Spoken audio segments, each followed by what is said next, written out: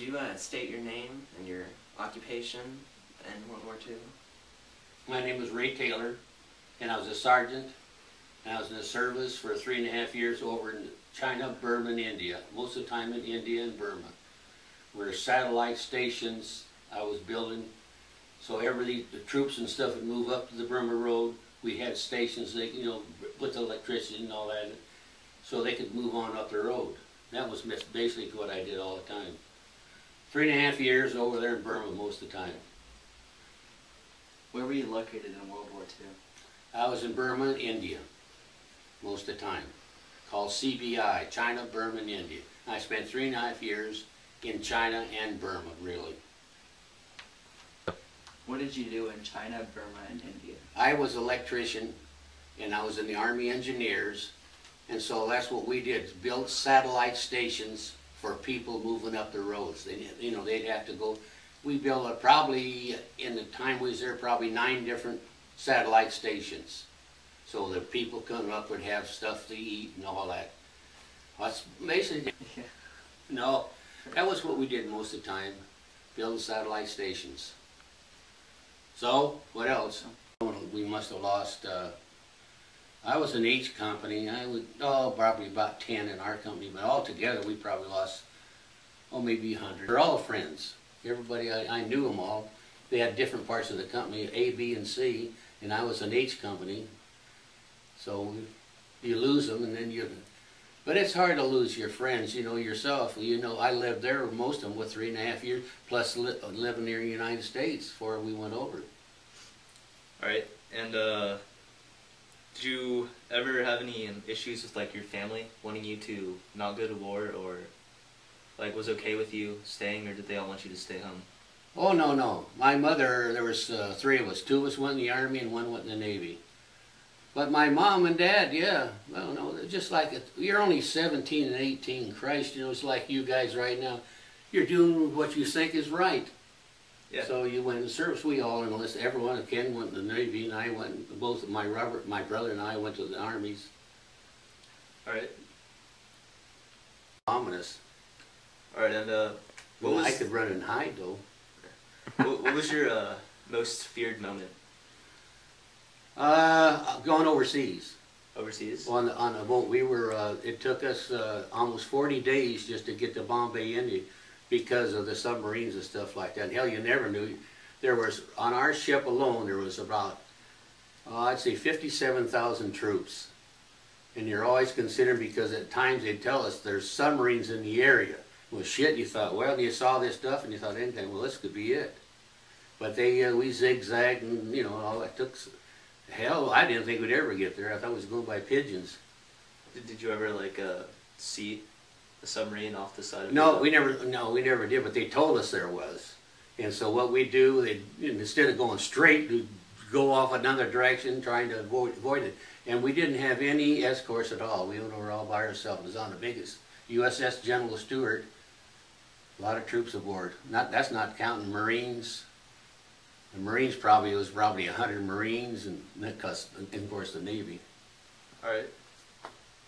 No, it was. For a young kid, it's like another world opening up. You never dreamed you'd be doing this. Well, suppose you were in the service. Either one of you guys. That's what happens to you. Just a young kid. Well, hell, I was a little older than you guys. Just got out of high school. I was to take 1 year of college, and that was it.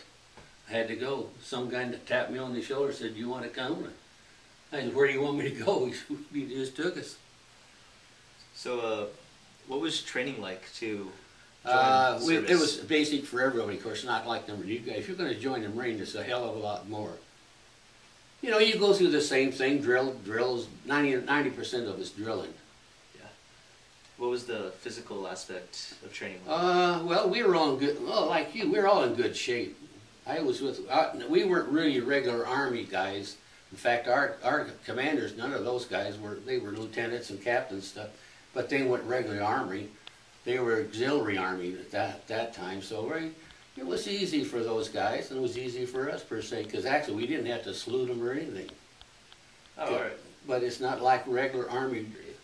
Did you lose any family in the? Oh yeah, I lost a brother. Oh yeah. Yeah, I lost a brother, and my other brother was in the Navy. He made it through it all right. He was in a lot of battles, a lot of I forget which ships. I don't remember that stuff. But he was in a lot of ships. But my brother, well, he was killed by some bomb somewhere. I don't remember. You know, I don't. That's a long way. That's going back so far. But yeah, I did lose a brother. But every one of us, or the other two, are still here. He lives in San Diego, and I live here. But I like it here better. I could go down to San Diego and live with him and those people, but I don't know. She's still in there. I think gone now. So I just have 2 bedrooms. I could. Can you state your name, your occupation, and what you did in the war during? Oh yeah, Terry Bowman. You mean what I did when I was in the service? Yes. Okay, I was a CW radio operator. If you know what that is. Da-da-da-da-da-da-da. I was stationed in Hanau, West Germany, about 20 kilometers outside of Frankfurt. Right. I was in headquarters company. Were you drafted or did you join volunteer? I was drafted. How old were you? Let's see, that was in 1953, okay? So I was 20. No, I went my first year in college, and then I took ROTC in my first semester, second year, and didn't like it, so dropped out. They drafted me for the Korean War. Where did I do training? So where did you do training? Okay, Fort Riley, Kansas. After I went through basic, which was 8 weeks, and I went to 16 weeks of radio school. Then I went to Camp Kilmer, New Jersey, and then I took a troop ship with about 4,000 other guys on it to Bremerhaven. Yeah, it was a little different. What kind of weapons did you use? Well, okay, well, when I went through basic, it was carried an M1. But, you know, we threw hand grenades, and we had bayonets, and all those good things. But when I got into Germany, I had my weapon was a submachine gun. But it was with an interesting company. I don't know if you've ever heard of a panel bridge company. Okay, panel bridge company, and this would be the river. And they'll start out with the first panel and push it, another panel and push it, another push it until they go over the river. Don't do that anymore. But we had a panel bridge company and a pontoon bridge company in our headquarters. Did you have to kill anybody? Pardon? Did you have to kill anybody while in the war? No. I got in a couple fights, but no.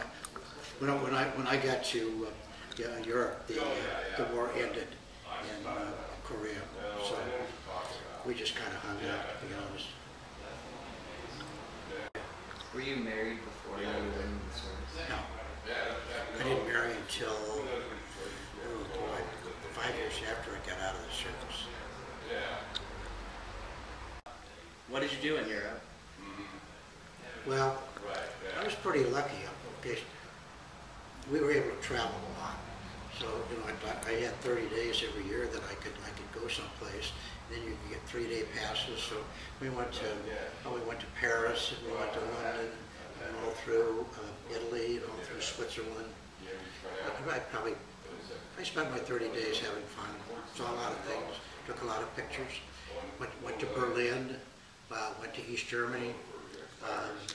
Got to meet some, at that point, Russian soldiers that were stationed in the East. Yeah, it was a pretty good trip. Was the blockade up in Germany during that time? Oh yeah. The only way we could get there was by train, and I'm not sure if the blockade was in. But in order to get out, we got to hop back out from Berlin to London. You couldn't just, if you would get your Jeep and drive to Berlin. Did you lose any friends in the war? No. The way it was, about 2/3 of the guys that I went through basic with went to Korea, and I went to Europe, and we were fighting over there, so no, I didn't lose anybody. Oh, that's good.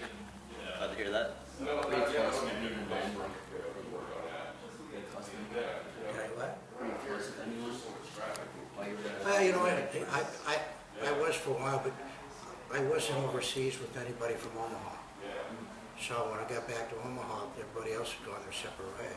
So, not really. I kept in touch for a few years, but I'm not in touch with any of them anymore. Of course, you know, that was 50 years ago. So, or longer. So were there any special weapons that you saw? Now, you know what, I never saw it after this, but they brought in, and they had an atomic cannon at that time that they were, I guess, displaying. It was a huge thing. It was probably about, with all the trailers and everything, it had to be about 60, 70 feet long. It was a huge weapon. And after they came by and showed it to us, probably in Frankfurt, I never saw it again or heard of it again. Oh, yeah, I was happy as heck, because I went in right at the end of July. In fact, I think I went in July 31st, and the war ended in Korea on the first day of August. So that was kind of a good deal for me. And then when I took radio school, it was cold. I got one morning and my shower clogs were close to the floor. So it was a lot of fun. But when we got to Germany, we had pretty nice facilities. It was pretty nice duty. What was something really important to you? The guys that I were with, I mean, they were real U.S. soldiers, and they really thought about the United States. I mean, they were big-time citizens.